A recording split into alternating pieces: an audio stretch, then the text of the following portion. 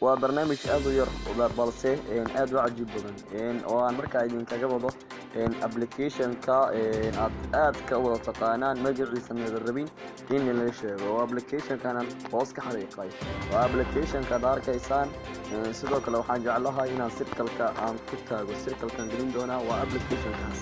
هذا application كاس يا رضا إن مركاسي حالي لو وحون المركاسي إن كذا هذا ما تسمي سود هذا مركزته ويا application كان مركز صوفرينا application كان مركز صوفر مصيدة صوفر مو وحربا واحد أركتان تصالة dadka ku bixiya online ka casrada markii aad tusaale aad salaantid aad tirahdid hello ama tusaale aad dhahdid qoftan aad gabadhan waa markaa dhaadid waxa uu dirtid adeeg hej tusaale markaa u dirtid waxa durbadii ku soo dhacayo message far badan oo markaa sheegayo hawlo iyo waxyaabo kale sida markaas ay ku sameeyeen ayagoo internetka ku maqan barnaamijka sarada marka hore waxaa soo furaysaa setting-ka WhatsApp-ka oo ah saddexdaas dhibcood halkaas soo furi doona marka waxaan rabnaa inaan tago meeshaas marka intaas furtid setting-ka sii dooran doonta hadana setting-ka waa taqaanaa malayna setting-kan waa meeshan hadda aan farta ku taabtay setting-kan taaban doona markaan saa ugu soo dhufto waxaan ka sii dooran doonaa business tools oo tan ugu horeysa business tools tan ugu horeysa aan ku dhigto markaan ku dhigto kadib waxaan dooran doonaa meeshan ay ku qoran tahay quick plays haddii aan idin taabtana waa baashaan quick plays waa kaas ayadaan ku dhufan doonaa markaan ku dhufto aniga hadeer waxaa ii saaran korkeeda waxaa ku qoran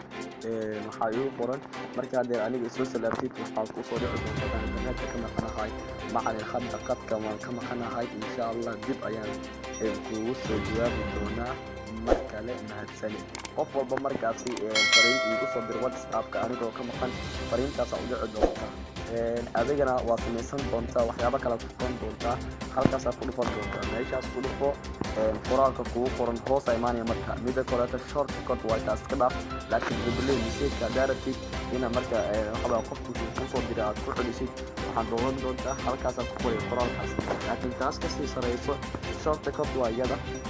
tusaale hadhowaan ku soo baxaa oo kale waxyaabahaas waa taas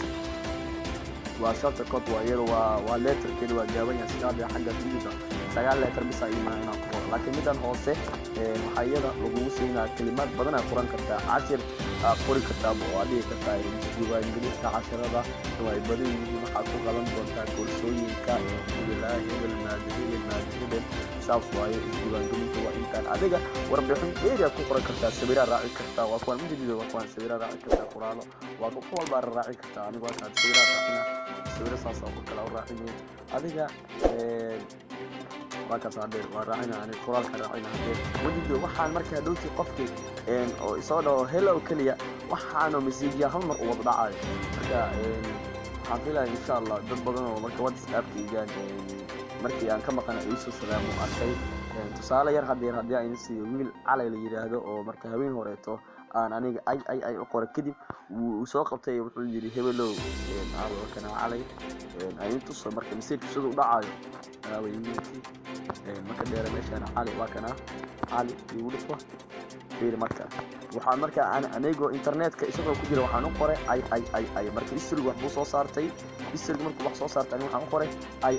ay isagii wuxuu markaas ii soo diray wadidido anigii marka internetka waa ka maqnaa xiligaas internetka waa ka maqnaa saa u jeedid waxa markaas screen ii soo diray 2 saac iyo 48